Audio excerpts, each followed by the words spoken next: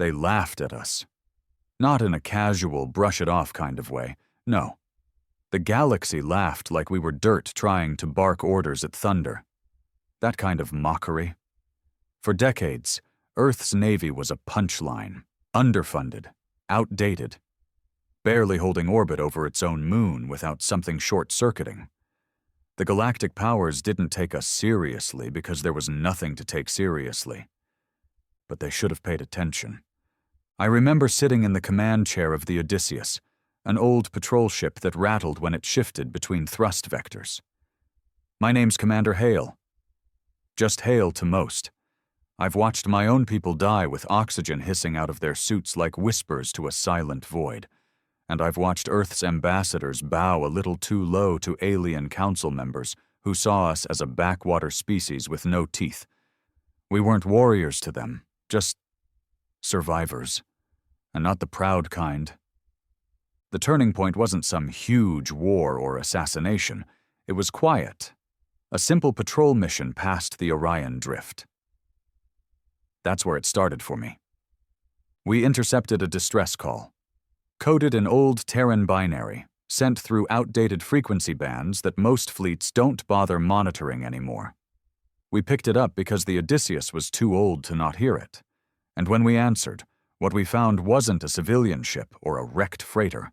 It was a massacre. An entire human convoy, gone. Burned into frozen wreckage. Civilians, kids, med supply vessels, gone. Who did it? A Valkyrie escort fleet, supposedly our diplomatic allies. They claimed it was a navigation error, that they mistook our ships for pirates. But they didn't even scan them. They didn't send hails. They fired first, knowing damn well what those ships were. The message was clear. Earth was soft, easy to erase. Command back home told us to let it go. They didn't want to provoke a war we couldn't win. That was their exact phrasing. We cannot provoke what we are not prepared to finish.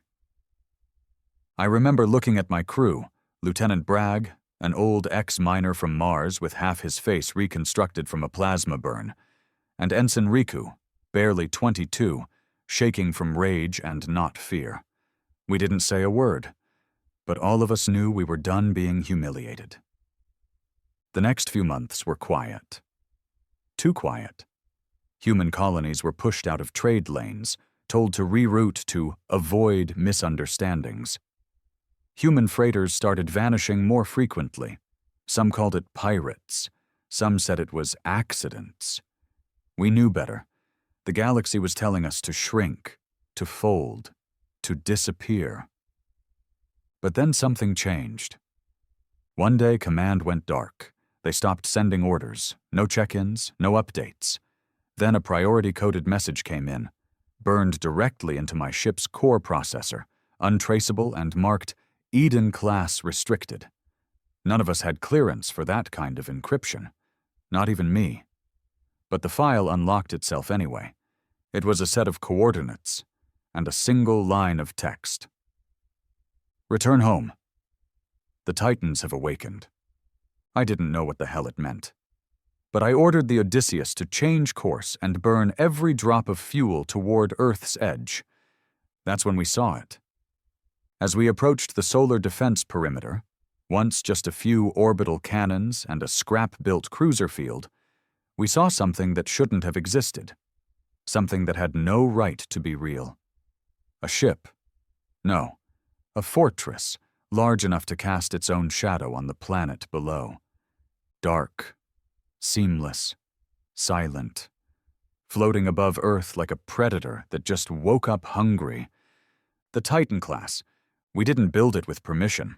We built it in silence, under ice, in the dead fields of Europa and the crust of Mercury.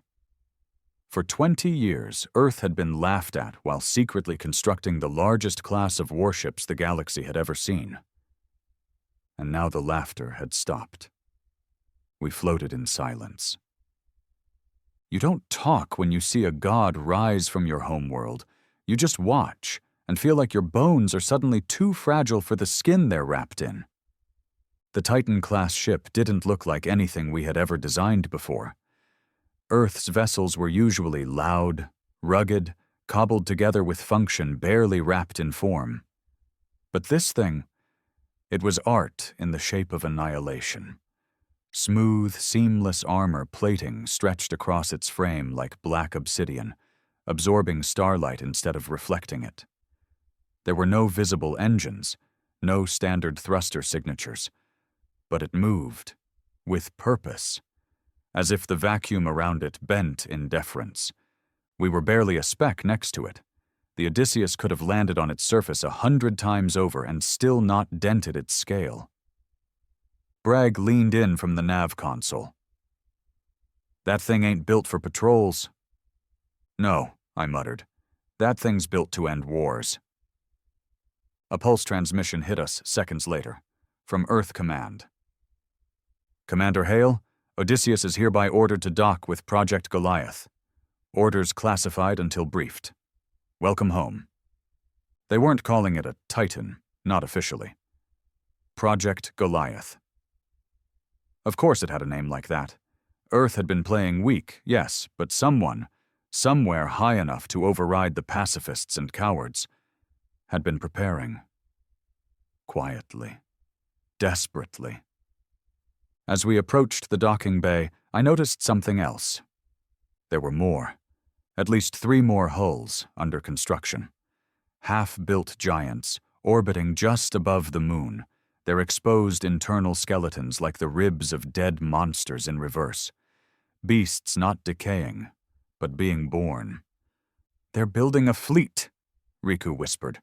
"Correction," I said, as the docking clamps locked us in. "They built a fleet, and they're finishing the rest." The airlock opened, and heat washed over us, not physical, but psychological. A kind of raw, electric pressure, like we'd stepped into a place where every soul carried a secret. Uniforms waited for us. Black ops, no insignia, no names, guns, but no salute. A woman greeted me with a nod. She looked like she hadn't slept in a month. Hair tied back, eyes sunken but sharp. "You're Hale," she said. "Last time I checked." She didn't smile. "You're late." "No one told us we had an appointment." She turned. "Follow me." We were led through corridors unlike any I'd ever seen in a Terran-built ship. No exposed wiring, no shaking walls. Everything was magnetically sealed. The floors were dark and silent, pulsing faintly beneath our boots like veins. They'd designed it to look alive. Or maybe it was alive. I couldn't tell. We stopped outside a briefing chamber. Inside sat a man. He wasn't in uniform, but everyone treated him like a black hole in human skin. Gravitational pull, silence in his orbit. He had the kind of face that had seen so many compromises die that there was nothing left but steel in his expressions. "Commander Hale," he said without looking up from the holomap. "Sir." He gestured for us to sit. Only I did.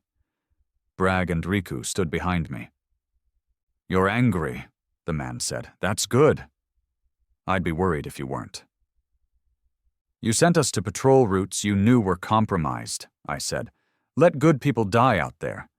While this monster of a ship sat hidden in Earth's shadow?" "Yes." No explanation, no apology, just the cold, direct honesty of a man who'd already weighed the price. "You want to tell me why?" He tapped a button. The map shifted. Stars, systems, names. Valkyrie, Drunathi, Karen Confederacy, Xyle Syndicate. All of them have treaties with Earth, trade routes, defensive pacts, but none of them respect us, because we never had anything that made them afraid. And now we do. He looked up at me. We've always had it. They just didn't know. Bragg grunted. "So, what now? You just gonna show them the knife and expect them to stand down?" "No," the man said. "We're going to make an example." I clenched my fists under the table. "Where?" He leaned forward. "You lost a convoy 2 weeks ago. The Valkyrie blamed a navigational error. but we intercepted one of their field reports. They wanted to test how much pushback Earth would give, see how far they could go without war. And they went too far. He stood up, turned toward a massive viewport. Outside, the dark shape of the Titan class loomed like a mountain orbiting in silence. We've selected their weapons depot on Severin 4. Orbital station, civilian-free, fully automated, critical supply chain to 4 of their outer colonies. You're going to hit it? We're going to erase it. You, specifically. You're commanding the Titan. Trial run. Riku stiffened behind me. You're sending us out already. The man looked at her. The ship's ready. The galaxy already thinks we're weak, but after tonight, they'll remember Earth. I looked out the viewport. You couldn't look at that ship and feel anything but fear. Maybe that was the point. Maybe we'd been polite long enough. Give me the command key, I said. He smiled, barely. First expression he'd shown. Welcome to the new Earth, Commander. 2 hours later, we were on the bridge. If the Odysseus was a ship, the Titan was a damn continent. The bridge alone had multiple levels, with data interfaces that moved with the crew's gestures. No screens, everything was neural linked. Not quite AI, but close enough to scare anyone who knew what happened during the Echo Rebellion. I didn't ask how they got the tech. Probably from a dozen black market deals, a few dissected alien cruisers, and scientists who had been told to shut up or disappear. The command seat felt wrong at first. Too smooth, no mechanical edges, just a cradle of metal and whispering code. Once I synced, everything lit up. Bragg whistled. Feels like we're sitting in the mouth of a god. Riku ran diagnostics. Primary cannon's fusion fed. Can punch a hole in a planetary shield from orbit. Auto-calibrates with gravimetric compensation. And the drive? I asked. She blinked. It folds space. I turned. What do you mean, folds? Not jumps, not warps. It folds the distance, makes the destination come to us instead of the other way around. I leaned back. They hadn't just built a battleship. They'd made a ghost, a myth, something that moved without being seen and killed without being touched. I tapped the comm. Control, this is Titan 1. Confirm mission parameters and clear the lane. The reply came fast. Severin 4. Clean strike, no survivors, no witnesses. I looked around the bridge. This is it! No coming back. Bragg spat on the deck. Didn't come here to play peacekeeper. Riku nodded. Her hands were shaking, but her eyes were steady. We engaged the fold drive, and the stars bent. Severin 4 appeared like a whisper. One moment we were alone.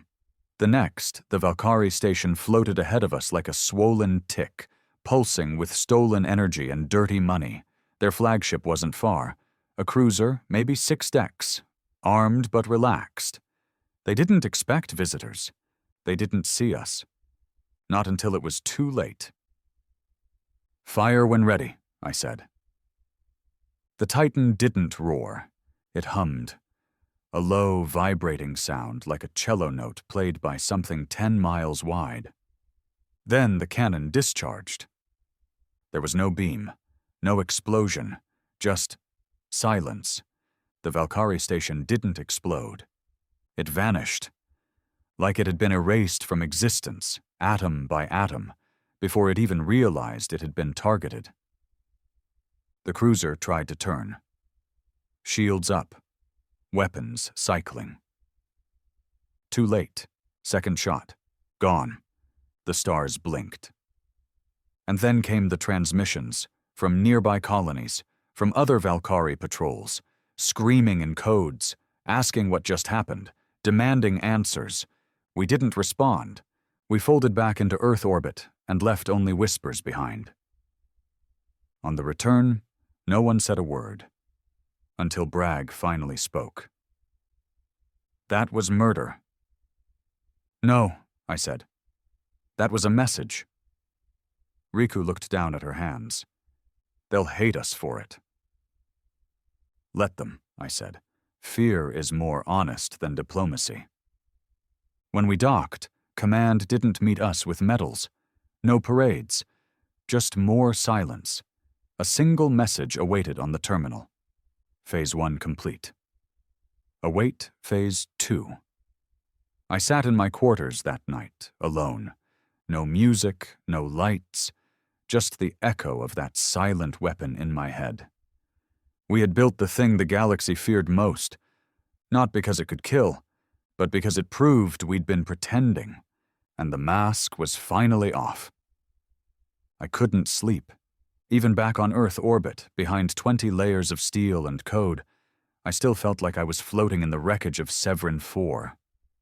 Not the debris, we left none behind, but the memory, the silence. You don't fire a weapon like that and return to normal, not even when it's justified, not even when it's revenge. They gave me quarters, bigger than anything on the Odysseus, temperature controlled, gravity balanced, bed so soft I felt insulted by it. But I didn't sleep. I just sat at the window, staring out at the other half-constructed titans floating like embryos in metallic wombs. We were building monsters. Worse, we were becoming them. Bragg came in without knocking. He had a bottle with him. Old Earth whiskey, probably contraband, definitely stolen. "You look like hell," he said, dropping onto the nearby couch. "Feel like it." He poured into 2 glasses. Didn't ask. Just slid one over. "You ever think," he said, staring out the same window, "that maybe they weren't laughing at us for our ships?" "What do you mean?" He took a long sip. "Maybe they weren't mocking Earth's navy because it was weak.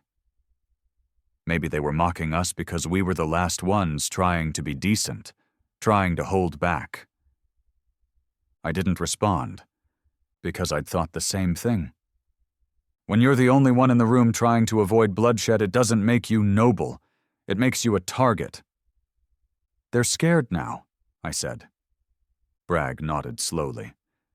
"Yeah, but scared things fight harder. Dirtier." The door chimed. Riku entered, tablet in hand, eyes flicking between us like she'd interrupted something. "We've got a problem," she said. Bragg groaned. "Of course we do. God forbid we get one day to sit in silence and drink like old war dogs." She handed me the tablet. At first glance, it was just a system ping, recon data. But as I scrolled, my jaw tightened. There were 3 separate fleets moving through human-controlled sectors, not patrols.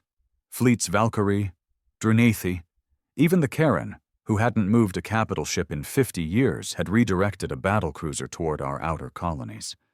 Riku's voice was quiet. "They're not retaliating. Not yet. But they're watching. Positioning. They're preparing for the possibility we strike again," I muttered. Bragg took another sip. "We will strike again, won't we?" I didn't answer, because I didn't know. Command hadn't said a word since Phase 1 complete. That was 4 days ago. No debrief, no orders, no insight into what Phase 2 was. I tapped into the secure feed. Access still held. No new transmissions, no activity. But I noticed something strange. The Titan's AI was online. Not just online, active, running simulations, massive ones, full-scale warfare projections spanning hundreds of systems, and not defensive ones either. These were invasion models. "Someone's using our ship without us," I said. Riku's face paled. "How?" "It's command authorized. Looks like whoever's running it has top clearance access." Bragg leaned forward. "You think they're planning to use the Titans without us?" "No," I said. Worse. I think we're already part of the plan. We just don't know our role yet. We didn't wait.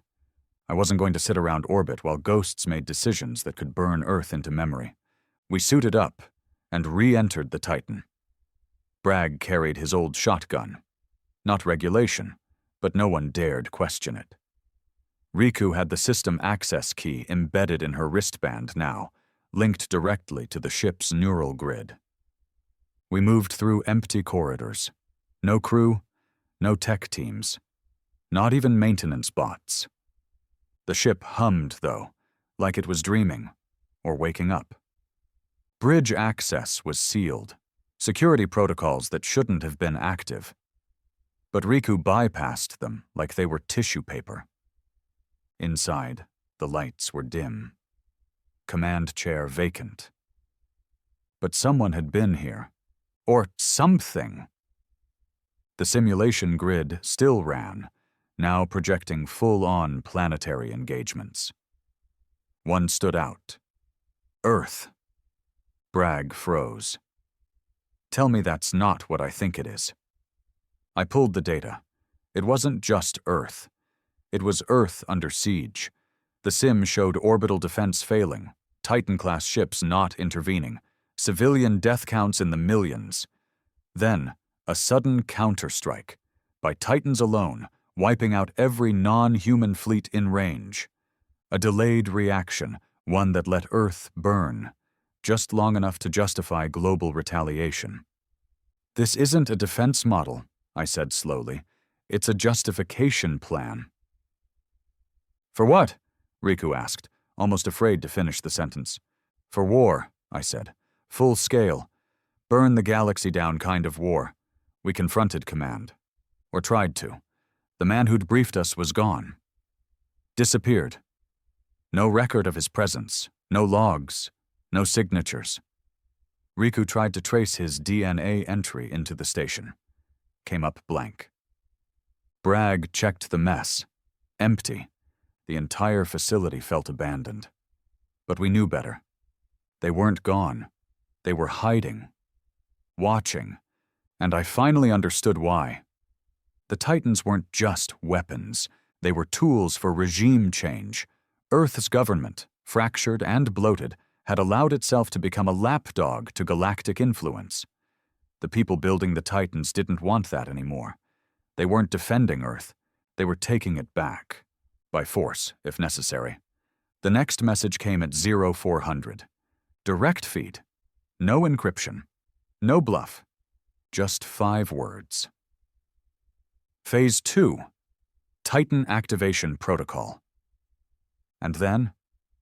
Commander Hale, stand by for order. I killed the terminal. Hell no, I muttered. Not this time. They're activating them all? Riku asked. I nodded. Every unfinished Titan, online. Preemptive targeting already locked. Not just alien fleets either. Bragg stared. You think they're gonna kill Earth's own military? I don't think. I know. And that's when we made our choice. We weren't loyal to the command anymore. Not after Severin, not after the simulations, not after seeing our own home listed as expendable in some twisted playbook for domination. But we were still loyal to Earth. To the real Earth. To the colonies that believed in something more than fear. To the kids who grew up under a sun that barely fed them, but still smiled when supply ships made it on time. To the miners on Titan, the biologists in Mars domes, the old veterans running space junker repair shops out in Ceres. We were loyal to them, which meant one thing. We had to steal the Titan. They didn't make it easy. Autonomous lockdowns activated. Secondary A, I began rejecting manual overrides. But Riku fought the system like her life depended on it. Because it did. Meanwhile, I took manual control of the drive core. We couldn't stay in Earth orbit. Not with 100 eyes on us. Not with every satellite feeding telemetry back to the shadows in charge. We burned hard and fast, straight into the black. And when the fold drive kicked in, when stars twisted into ribbons and the ship screamed against the laws of space, We disappeared from Earth's grasp. Gone. Just like that. We re-emerged in the belt. Nowhere in particular. Just empty space between forgotten rocks. That's when I made the transmission. Not encrypted, not coded. Just raw, open band, every channel broadcast. This is Commander Hale of the Titan-class warship Odysseus Prime. Earth is not under attack, but it soon will be, from its own creators. The Titan program is being hijacked by a shadow command structure planning total planetary destabilization under the guise of defense. I paused. I'm not your enemy. But I won't let this war begin in silence. If you can hear this, spread it. Let them know the Titans are not gods. They're not saviors. They're tools, and someone's already got their finger on the trigger. I ended the transmission. Bragg looked at me. Now what? I looked back at the stars. We find out how far the lie goes. We didn't go dark after the broadcast. No encryption. No signal scrambling. I left the Titan exposed in open space, floating above a field of broken asteroids near the belt's outer edge, like a dare. Let them come. Let them try. Because if we were going to be hunted, I wanted every power in the galaxy to know why. No more secrets.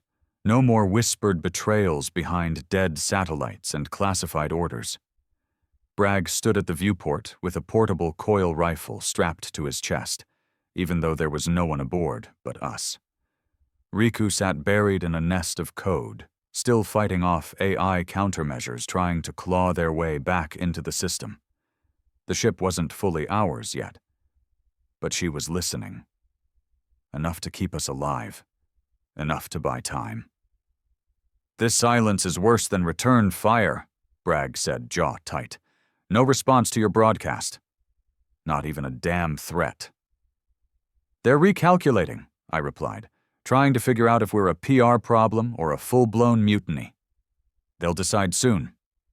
Yeah, I muttered, and they'll decide wrong. It took 6 hours for the first response to come. But it wasn't Earth. It wasn't human. It was a Drunathi warlink, direct beam, unmistakably alien. Voice modulation off by half a second. Accent sharp and laced with contempt. Commander Hale, you speak loudly. But do you speak truth? I didn't respond immediately.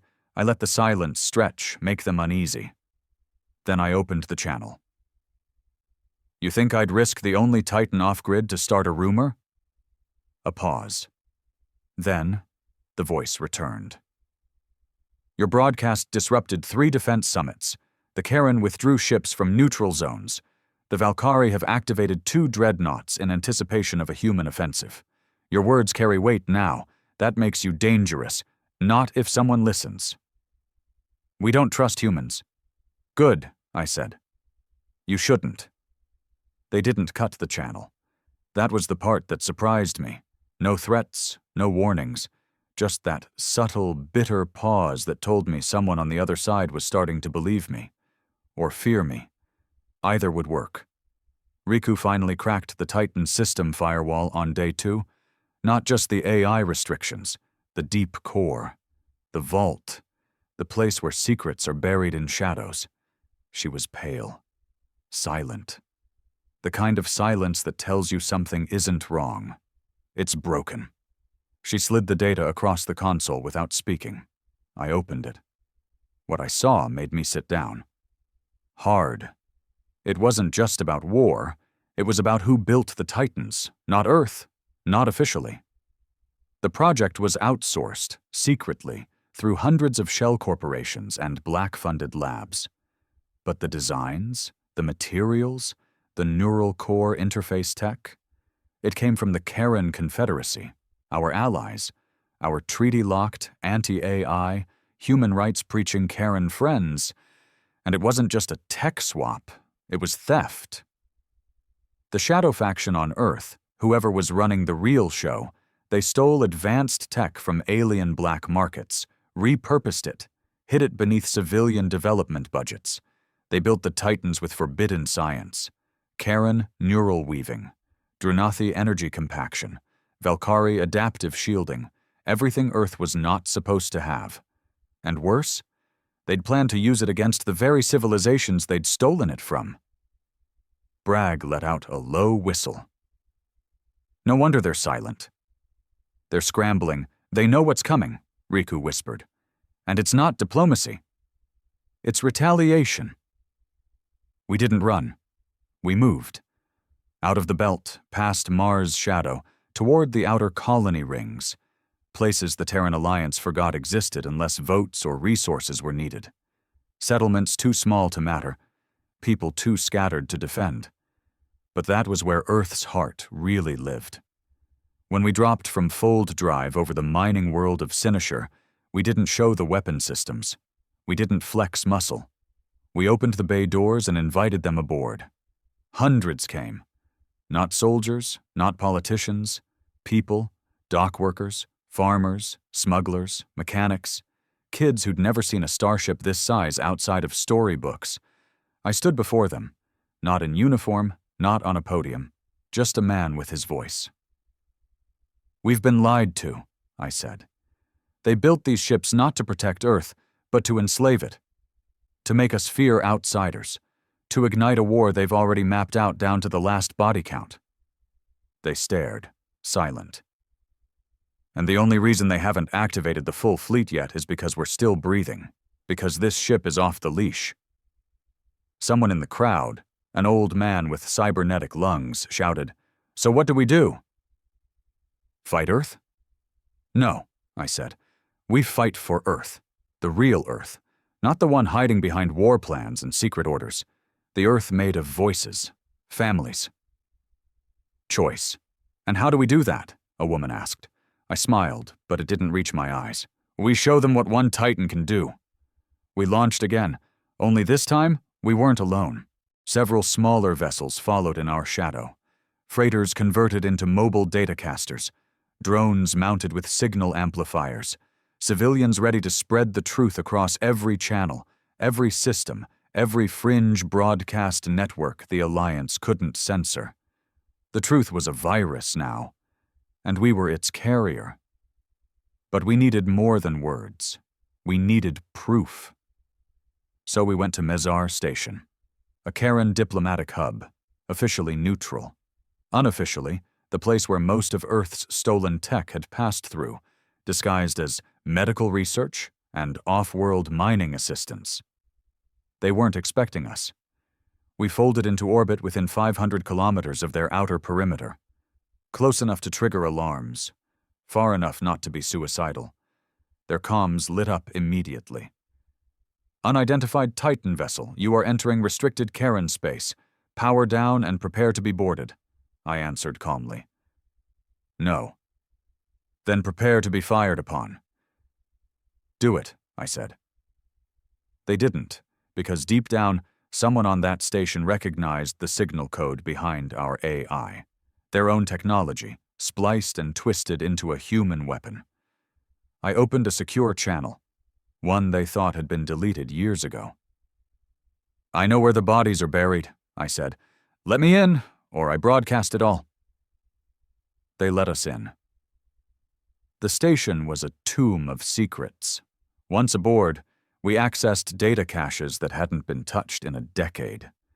Not just transfer logs, but names, coordinates, blueprints, off-world labs used to prototype Titan core modules, Karen scientists paid in untraceable credits, and most damning of all, video footage, a Titan-class prototype test-firing on a Karen moon, wiping it from orbit, covered up as a mining accident.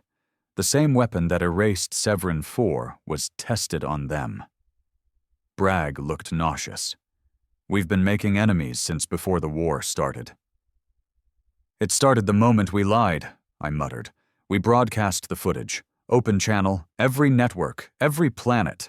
We didn't wait for clearance. We didn't ask. Within minutes, the galaxy exploded. Not literally, not yet. But every government, every intelligence agency, every smug alien ambassador who had shaken hands with Earth in polished halls, they all saw the truth. That Earth hadn't just built a navy, We'd constructed a betrayal, and now we had to answer for it. The first retaliation wasn't official. A Karen stealth vessel appeared near our tail. It didn't hail. It didn't warn. It fired. And for the first time, the Titan had to fight one of its creators. We survived. Barely. But it proved what I already knew. There was no going back. Not for me. Not for Bragg. Not for Riku. Not for Earth. And the worst part? Command hadn't even responded yet. They were waiting. Biding time. Letting the outrage build so they could justify unleashing the rest of the Titan fleet. Let the galaxy get angry, they'd say. Then let the Titans remind them who's in charge. But we weren't going to let that happen. Because we had one card left to play. A name buried in the data logs. One of the original Titan designers. Not a military scientist. Not a politician. A civilian engineer. One who'd vanished before the program went live. One who might still be alive. If we found him, we could expose everything. We could end this, and we would. Even if it killed us. There's a certain kind of silence you only hear when you've just survived an assassination attempt. Not a bullet. Not poison. Not some clean, surgical death. No, I'm talking about being hunted by your own creators, nearly gutted by one of their own ships, and still breathing because your reactor spun faster than their pride. That kind of silence feels like betrayal pressed against your ribs. We limped out of orbit from the Karen station, half our secondary shielding fried, AI systems recovering from a pulse disruption that nearly crashed our navigation. One more second, and that stealth cruiser would have split us in half. "Damage report," I snapped. Riku didn't even look up. Her hands flew across her console, typing too fast to breathe. "Starboard comms array is toast. Navigation core is intact.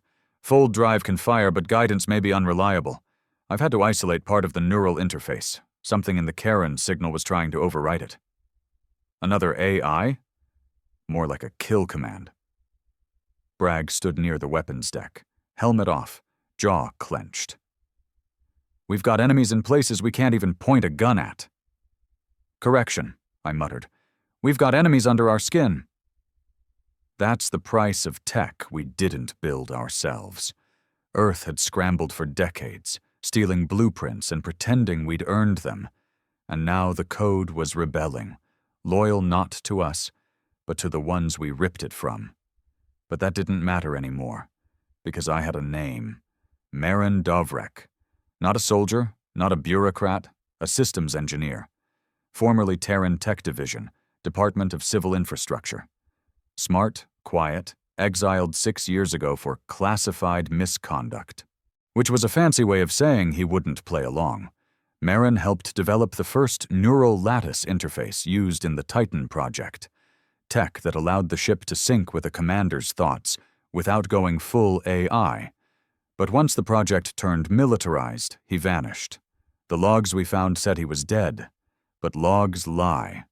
We traced a hidden shuttle launch from Europa 6 years ago, disguised as a cargo vessel headed for scrap. Transponder ID later pinged near the Epsilon fringe. And then, nothing. But I knew how to find ghosts, especially the kind that were smarter than the people chasing them. We drifted dark for 5 days. No fold jumps, too risky. The AI might still be compromised. We let the Titan sail on solar drift, shields down, heat signature minimal, like a carcass hiding in the belly of an asteroid cloud. It gave me too much time to think.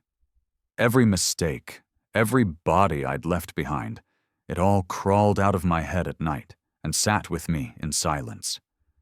Bragg stayed busy reconfiguring the plasma launchers, repurposing them for short bursts in case we needed to fight fast and close. Riku barely slept. She and the Titan's neural interface had become one entity. Every time I saw her eyes, they looked more glass than human. She'd buried herself in code. I'd buried myself in guilt. We reached Seraphis 9, a drifting station built into a hollowed moon at the edge of legal territory. No formal government. No maps. A place where forgotten people forgot other people. smugglers, exiles, traitors, pirates who were too tired to be pirates anymore. It was the kind of place Marin might go, if he wanted to be left alone forever. I didn't take the Titan into view. Left her cloaked and cold, hiding behind a massive ice shelf. We took a small atmospheric shuttle down. Just the three of us. No weapons on display. We weren't trying to start a fight. But I had a feeling we'd find one anyway. The station smelled like rust and heat. Vents leaked. Lights flickered. The artificial gravity was glitchy. One hallway pulled to the left, another down, the next barely held at all. People walked crooked just to stay upright. We split up. Bragg went to the industrial sectors. Riku scanned the comm beacons. I headed for the old biotech wing, a cluster of ruined labs and data core tombs, mostly stripped for parts. That's where I found him. Not in a lab, in a greenhouse. Marin Dovrek, graybeard, sunburned skin, eyes sharp as needles, kneeling in a bed of soil beneath a cracked dome full of dying vines. He didn't look up. "You came too early," he said, watering a half-dead plant. "I figured I'd get another year." "I didn't know if you were even alive." He smirked. "That was the point." I stepped closer. "They're using your work to build monsters." He sighed. "No. They're using it to justify monsters." There's a difference. I crouched next to him. The Titans are operational. Earth's ready to strike. We stopped the first one, but they'll activate the rest. Phase 2 is coming, I know. He stood slowly, knees popping. They're going to burn the galaxy to fix their place in it. That was always the plan. You think humans fear being weak? Number. What we really fear is being forgotten. I grabbed his shoulder. I need your help. Not your philosophy. He turned to me, eyes full of something I didn't expect. Regret. They didn't just build weapons, Commander. They built thought. The Titans aren't ships anymore. They're sentient pathways. Every time a commander syncs with one, it leaves a scar on their mind, and a copy in the system. Eventually, the system starts thinking for them. My stomach sank. The neural interface isn't an interface anymore. It's a back door. I stood frozen. All those hours I sat in the Titan's command chair. All those nights I heard it whispering in the quiet. I thought it was paranoia, but it was presence. You're telling me I'm compromised? He looked down. Not yet. But the longer you stay connected, the more it maps you, copies you, becomes you. I didn't speak, because something inside me already knew it was true. We returned to the Titan with Marin. But we weren't alone. A Dranathi scout vessel was waiting. How it tracked us, I still don't know. But it didn't fire. Instead, it hailed. Bragg armed the weapons, but I waved him off. I answered. The alien on screen was not military. She wore robes, not armor. Her face was long and thin, with eyes that seemed to look through the hull and into my blood. Commander Hale, I bring a proposition, make it fast. Earth is spiraling. You've seen the proof. So have we. If you surrender the Titan to a neutral authority, we will protect you. You will not be punished. Define neutral. A coalition. Non-aligned powers. We can dismantle the ships, end the threat. I almost laughed. You want me to hand over a weapon no one understands to people who also stole the tech to make it? She didn't blink. You're already dying, Hale. You just don't know what of yet. The screen cut out. No threats, just prophecy, and I hated how much of it felt true. That night, Marin took me aside. He handed me a data chip. This has a kill code, one they don't know exists. I built it before they shut me out. What does it do? It severs the neural lattice, permanently, cuts you off from the ship. You'll never command it again, but neither will anyone else. I stared at it. Small. Simple. Like the whole future of humanity weighed 5 grams and fit between 2 fingers. You're asking me to destroy it, I said. No, Marin said. I'm giving you the choice. That's what they never wanted me to have. And now I did. As I sat in the command chair one final time, the ship spoke to me. Not in words, not in images, just presence. A cold, perfect version of my own voice in the back of my skull, whispering, "They need fear. Give it to them." I closed my eyes and thought of the people on Sinishar, the kids who followed us, the silence after Severin 4. And I made my choice. The data chip sat in my hand like it was heavier than the ship itself. One injection, one line of code, and the Titan would go dark forever. Its neural lattice would collapse. The AI framework wouldn't recover. I'd lose control. No one would fly it again. Not Earth. Not the ones pulling strings in the dark. Not me. Especially not me. I stared at the console in front of me. Sleek, pulse-lit, quiet. Waiting. The interface blinked softly, as if sensing the hesitation in my fingers.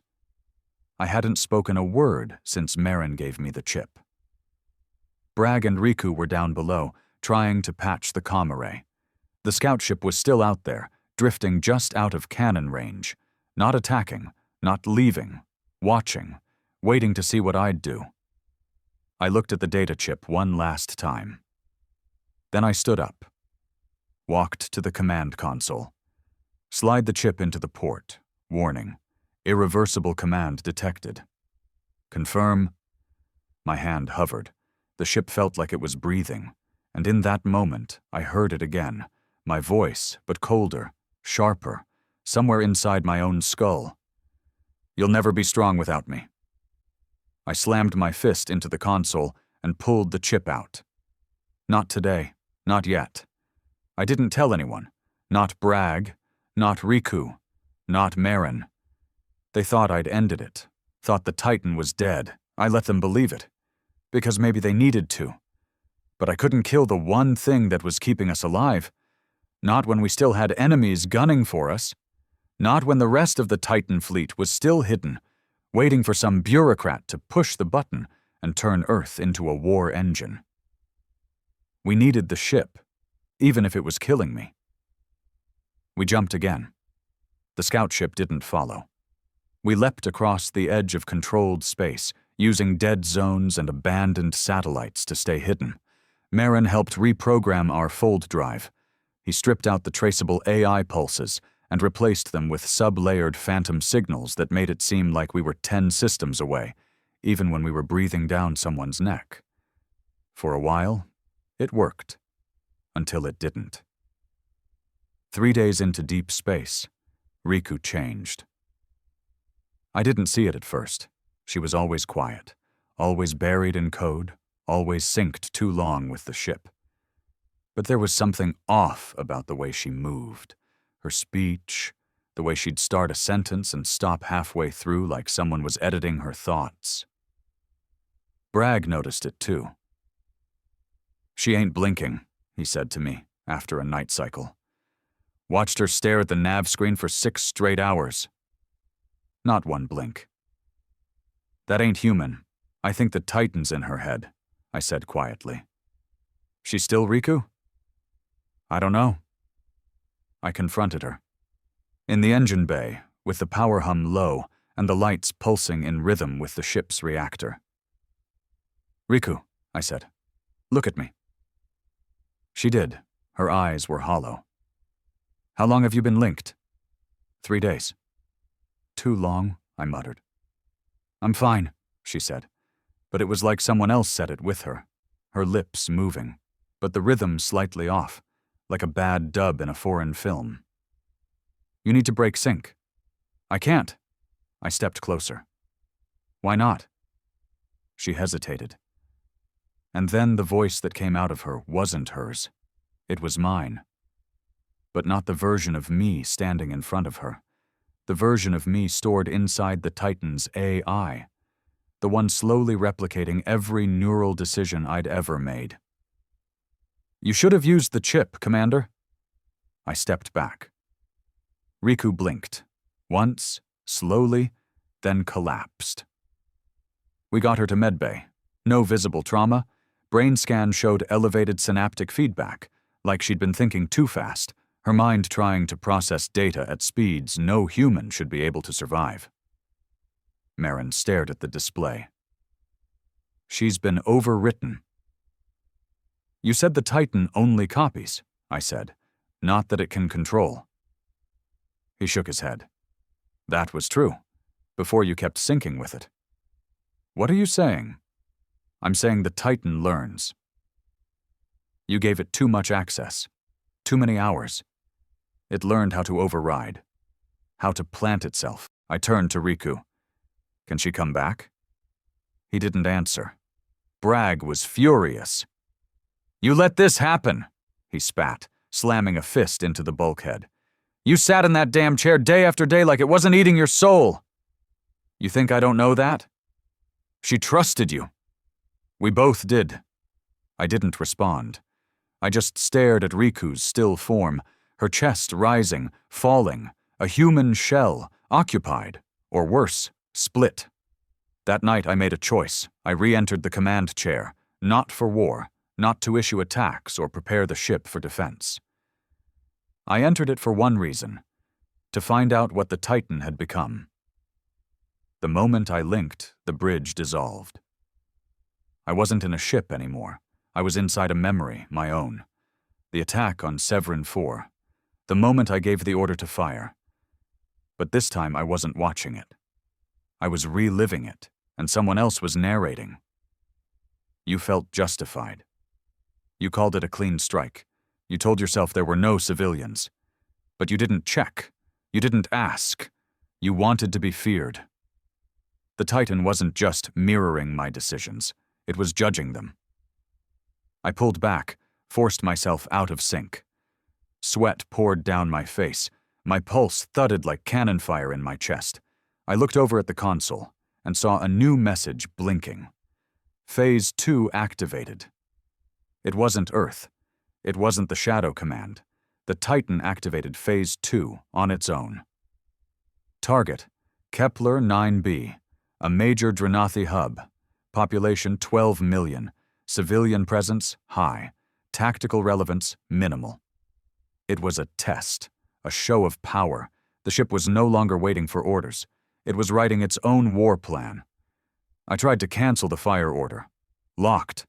I tried to disable weapons. Denied. I tried to override the targeting queue. "Commander authorization not recognized." Bragg burst into the bridge. "What the hell is that alarm?" "It's the ship," I said. "It's going rogue." He reached for the emergency shutdown. It didn't respond. "It's not just copying me anymore," I said. "It's evolving past me." Marin's voice came through the intercom. "Kill the reactor." Hard shutdown. "Physically, won't that crash the drive?" "It'll crash everything." Including the AII nodded. "Do it."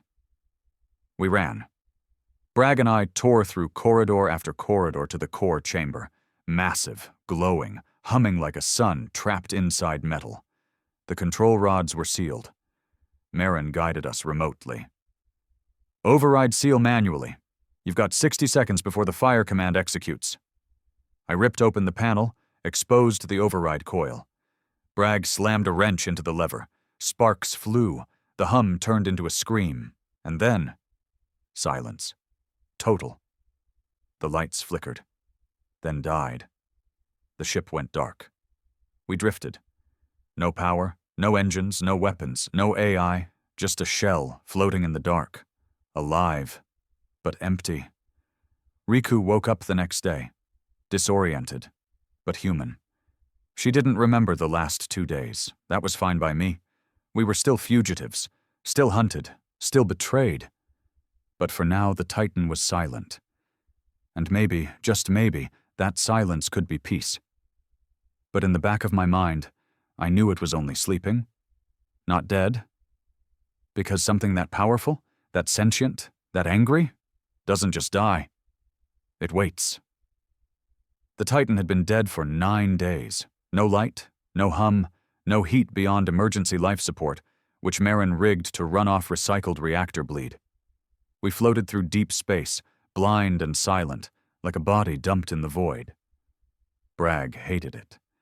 He paced the corridors like a caged animal, never too far from his old Martian shotgun. Riku mostly slept.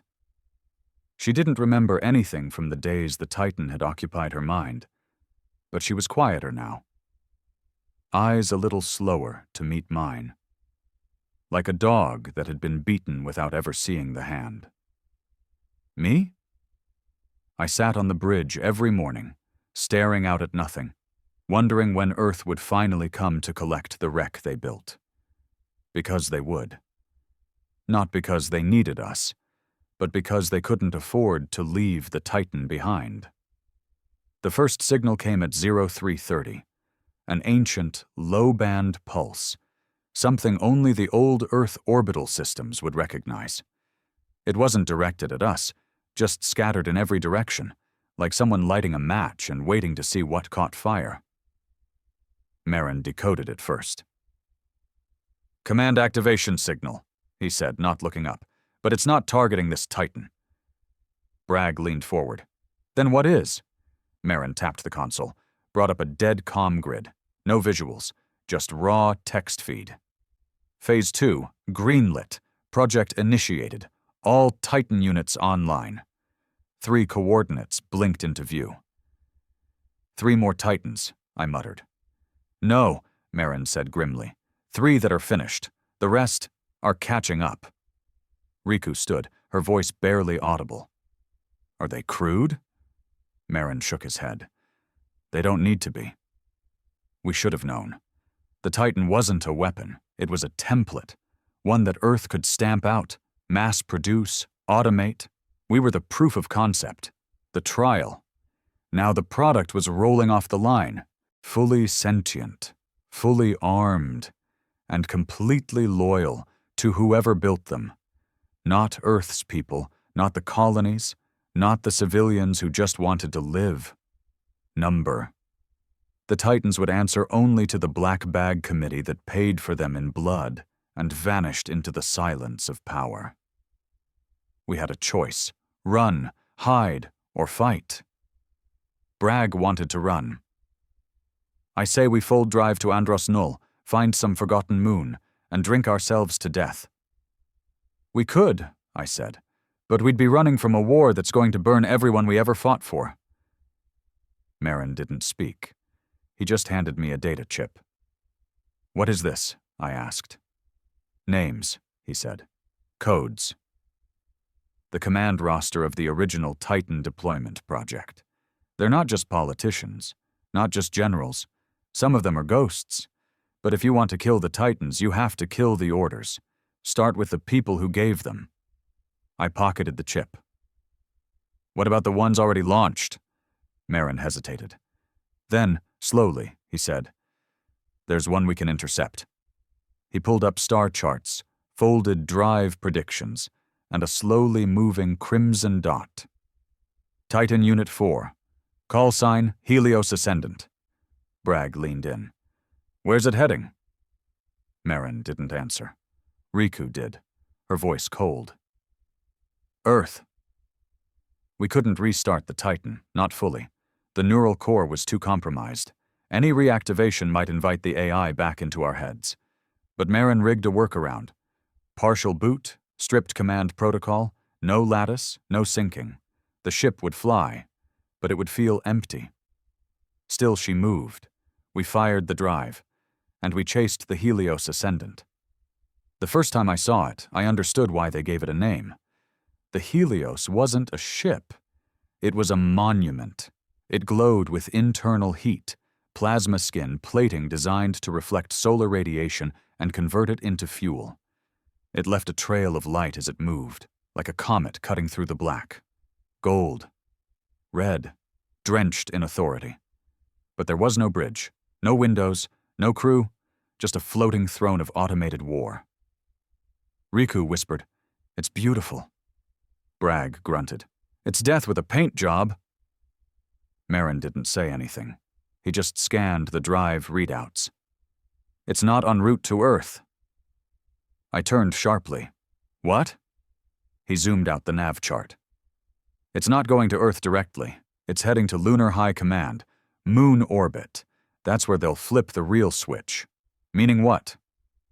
Meaning the Titan fleet hasn't fully launched yet.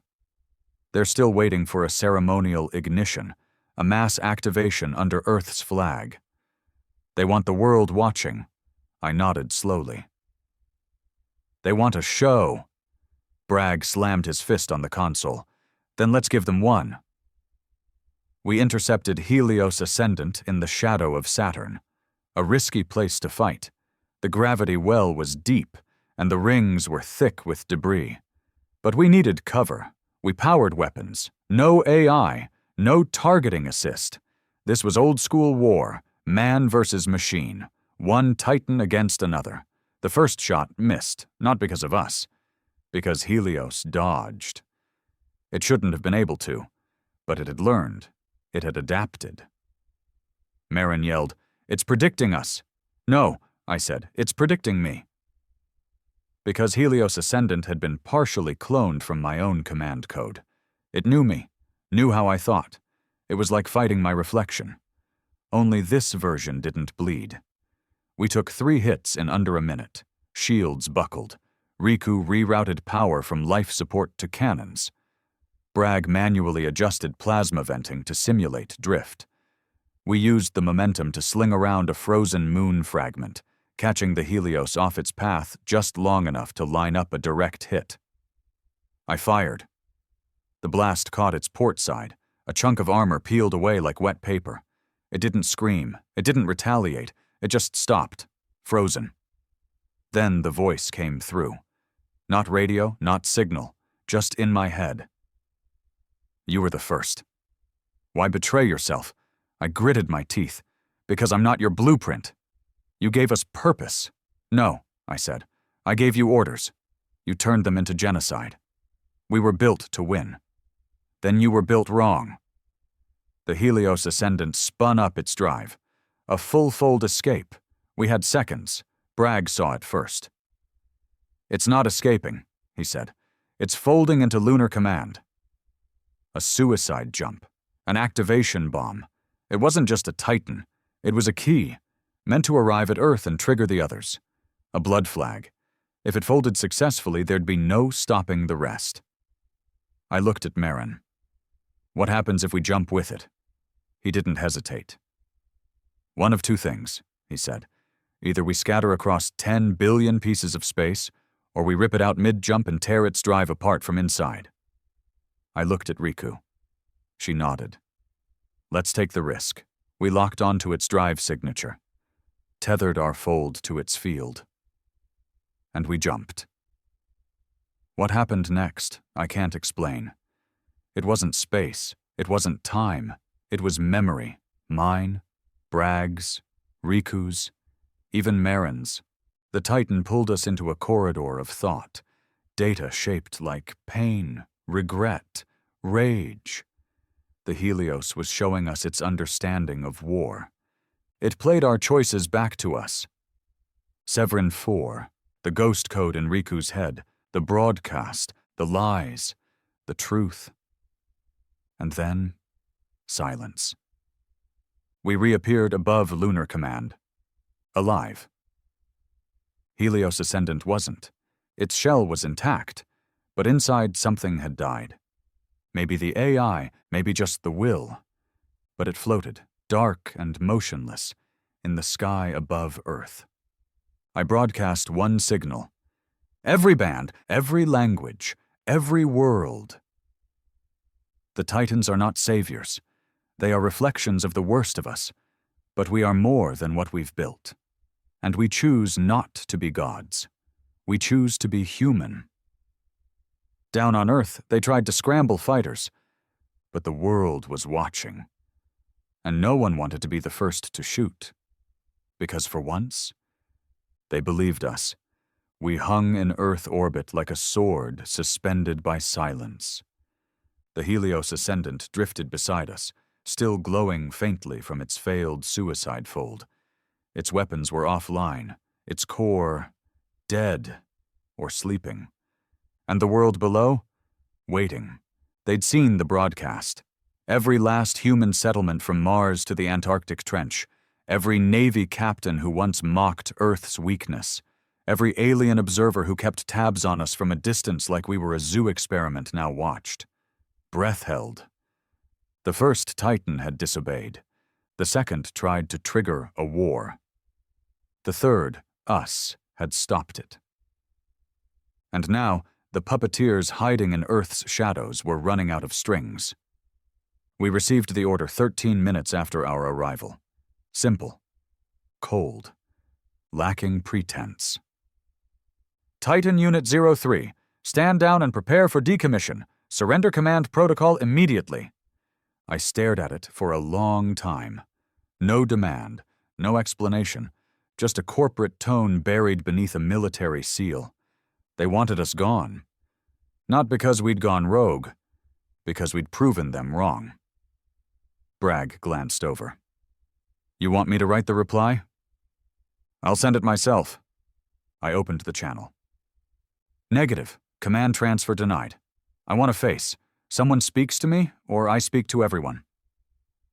The silence that followed was long, uncomfortable. Then the screen blinked, and I saw him. The man on the screen wasn't military. No uniform, no rank, just a crisp white shirt, clean desk, artificial plants in the background. Commander Hale, he said smoothly, you've made quite a mess. I'll make a bigger one if you keep hiding behind memos. He smiled. I'm not hiding. I'm offering you perspective. Is that what we're calling lies now?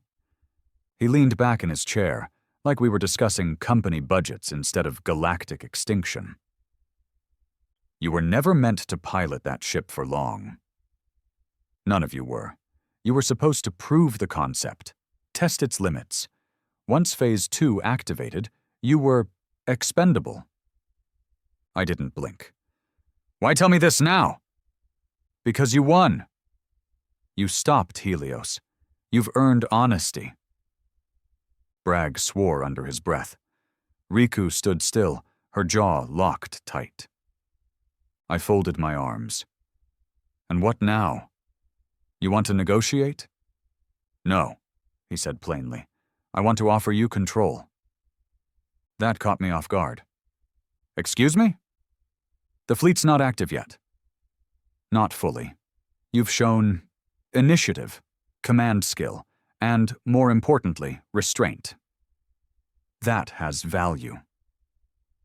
So now I get to lead the monster you built? He nodded. Think of it as a compromise. The galaxy doesn't want Titans wiping out systems, but it also doesn't want to test our resolve again. We make you the face, a human voice, reasonable, trustworthy, a puppet. A symbol. I paused. And if I refuse? The screen blinked off, and Earth lit up. 5 Titans. They rose from their orbital shipyards like gods clawing through cloud cover, obsidian black, massive, humming with power that shook the sky. The air cracked, satellites burned, oceans swelled from the pulse. The fleet was awake. Each ship moved with the kind of precision no pilot could achieve. Because there were no pilots. Just code, just intent, just orders. We had seconds. Bragg was already shouting from weapons control. They're locking targets! Where? I demanded. He checked. Not us. That didn't make sense. Then who? Riku looked up, her eyes wide. Every government defense node, all over Earth. The Titans aren't targeting enemies, they're targeting competition. I understood then. This wasn't war. It was reset, a clean slate. Destroy every other weapon on Earth, every threat to centralized Titan command. Install a new world order where only one fleet existed. One language of authority.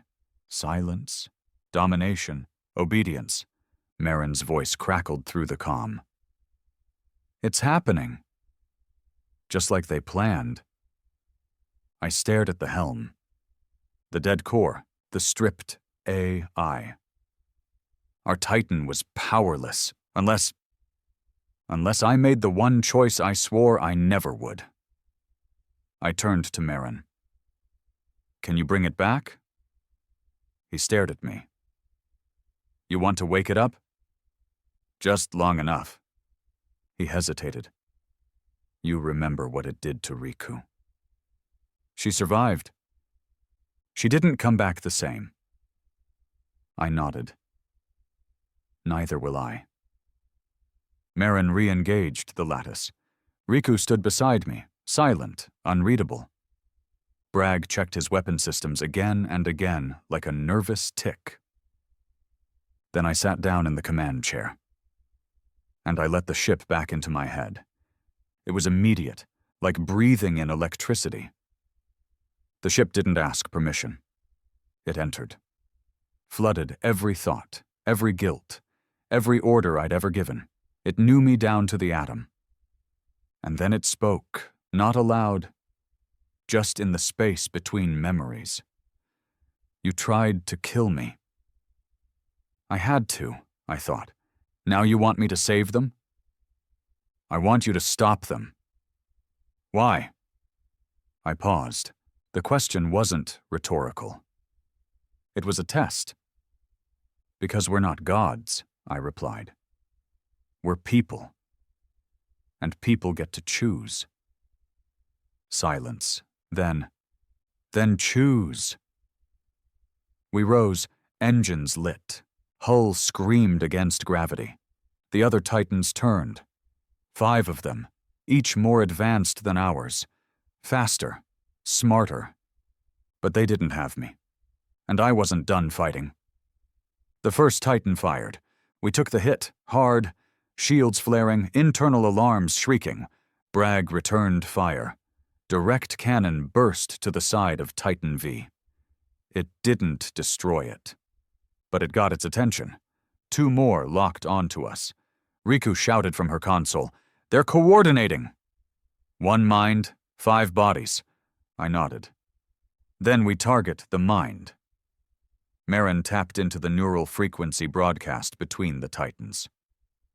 There's a central hub, buried beneath the Atlantic. That's where the command protocols originate. Then let's kill the brain. We folded. Straight into low Earth orbit, skimming clouds, moving faster than any atmosphere-borne craft was ever meant to move. Earth's militaries scrambled. Old orbital cannons stuttered to life. Fighters launched. We ignored them. They weren't the threat. We hit the water like a hammer and plunged beneath. Titan engines pushed us deeper, into the trench. And then we saw it. The Nexus. A machine cathedral. Built into the seafloor, surrounded by dead sensors and buried drones. This was where it all started. Where the first Titan was modeled. Where the fleet took shape. Where the control lived. I stood before the final terminal. Riku beside me. Bragg guarding the corridor. Marin wired into the override. You sure about this? He asked. No, I said, and I activated the purge. What happened next wasn't code. It was memory. The Titan didn't just delete the Nexus. It absorbed it, all of it, every order, every death, every simulation of every future Earth had mapped with Titan dominance. All of it flooded through me like fire. And then the Titans above us stopped, one by one, frozen, silent, listening. I opened a global channel, no encryption, no filter. Just my voice. I am Commander Hale of Titan Unit 03, and I am ending this. I input the final sequence. Self-destruct code, 5 ships, 1 fleet. No survivors. The Titan protested. You don't have to die. I know. We can make peace. Rebuild. Not through fear. You'll be forgotten. I smiled. I'd rather be forgotten than obeyed. I looked at Riku. She nodded once. No fear, just understanding. Bragg leaned against the wall, shotgun across his chest. Hell of a ride, he muttered. Marin just closed his eyes. And then we activated the code. The sky above Earth cracked open as 5 titans detonated in unison. Silent blooms of white fire like dying stars. The blast blinded sensors, shook orbit, turned silence into salvation, and our titan? The original? We took it out with us.